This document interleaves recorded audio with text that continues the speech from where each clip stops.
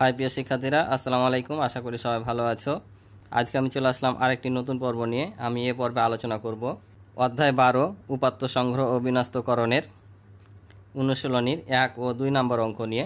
তো তোমরা ক্লাসটি প্রথম থেকে শেষ পর্যন্ত অবশ্যই ধৈর্য সহকারে দেখবা। আমি তোমাদেরকে সহজভাবে অঙ্কগুলো বুঝিয়ে দেওয়ার চেষ্টা করবো ইনশাআল্লাহ। তো চলো আমরা অঙ্কগুলো শুরু করি।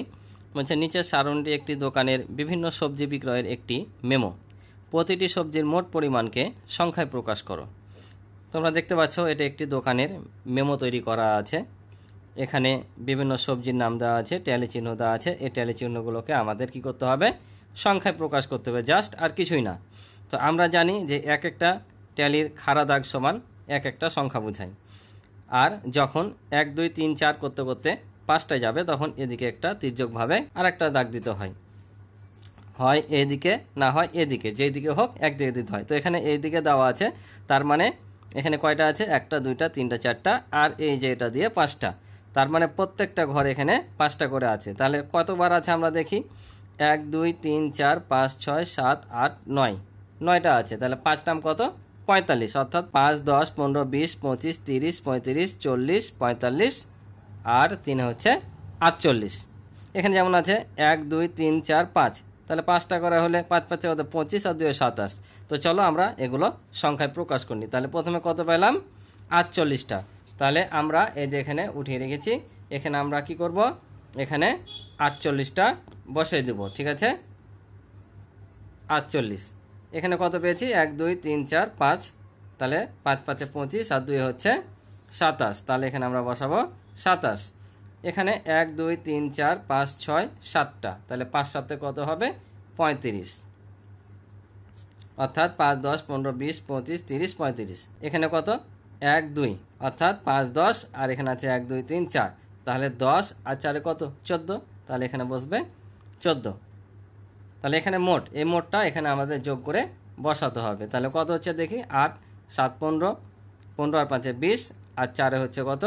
24। তাহলে 24-এর 4 হাত থাকে 2, হাতে 2, আর 4 হচ্ছে 6, 6 আর 2 হচ্ছে 8, 8 আর 3 হচ্ছে 11, 11 আর 1 12, অর্থাৎ 124।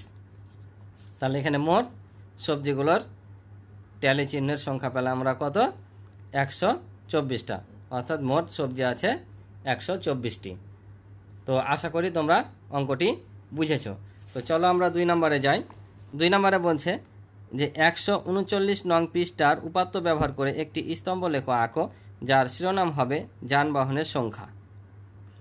অর্থাৎ আমরা 139 পৃষ্ঠায় গত পর্বে যে আলোচনা করেছিলাম যানবাহনের অঙ্কগুলো নিয়ে, ওই পৃষ্ঠার অঙ্ক নিয়ে আলোচনা করতে বলেছে। একটা স্তম্ভ আঁকতে বলেছে, যার শিরোনাম দিতে বলেছে কি? যানবাহনের সংখ্যা। তো 139 পৃষ্ঠার অঙ্কটা আমরা দেখি যে কী আছে। এই যে তোমরা দেখতে পাচ্ছ, এখানে যে যানবাহনগুলো ছিল, এই যানবাহনের সংখ্যাগুলোকে আমরা একটা স্তম্ভ আঁকতে হবে। তো আমরা এই যে এখানে যানবাহনের সংখ্যাগুলো এখানে বের করেছিলাম, ঠিক আছে? তো দেখি আমরা যানবাহনের সংখ্যাগুলো কত কত পেয়েছিলাম। তো তোমরা দেখতে পাচ্ছ আমরা গত পর্বগুলোতে করেছিলাম যে যানবাহনের নাম সংখ্যা। বাইসাইকেল পেয়েছিলাম 3টি, কার পেয়েছিলাম 5টি, মোটরসাইকেল পেয়েছিলাম 6টি, বাস পেয়েছিলাম 3, সিএনজি পেয়েছি 1, ঠিক আছে? তোমাদের যাদের খাতায় করা আছে তোমরা সেখান থেকে উপাত্তগুলো নিয়ে নিতে পারো, আবার করার দরকার নাই। তো আমি এখান থেকে উপাত্তগুলো নিয়ে একটা কি করব? একটা স্তম্ভ লেখ আঁকবো। তাহলে তোমরা দেখতে পাচ্ছ যে 139 পৃষ্ঠার যে যানবাহনের ছকটা ছিল, সে যানবাহনের সংখ্যাগুলো আমি এখানে উঠে নিয়েছি। এখন এখান থেকে আমরা কি করব? এই উপাত্ত থেকে আমরা এখানে একটা স্তম্ভ লেখ আঁকবো। তো স্তম্ভ লেখের শিরোনাম কি দিতে বলেছিল? যানবাহনের সংখ্যা। তো আমরা শিরোনাম দিলাম যানবাহনের সংখ্যা।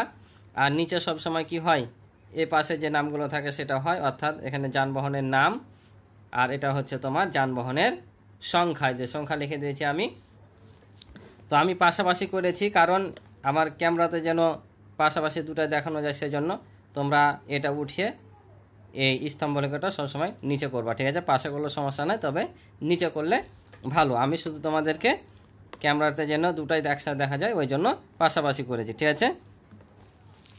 তো আমরা প্রথমে কি করব? তাহলে প্রথমে কুই আছে যানবাহনের নাম, বাইসাইকেল আছে। তো বাইসাইকেল কত আছে? বাইসাইকেল আছে 3টা।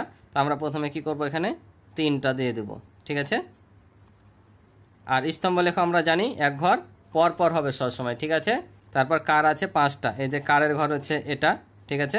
তাহলে 5টা, এই যে 5 পর্যন্ত আমরা এখানে নিব 5। তারপর মোটরসাইকেল আছে তোমার 6টা, এই যে মোটরসাইকেল হচ্ছে 6টা, 6টা নিলাম।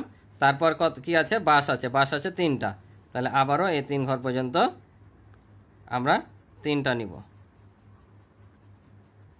তারপর কত আছে, সিএনজি মাত্র 1টা, তাহলে এই যে আমরা 1 ঘর পূরণ করে দেবো, ঠিক আছে। তাহলে এই ছিল আমাদের অঙ্ক। তো আশা করি তোমরা অঙ্কগুলো বুঝেছো।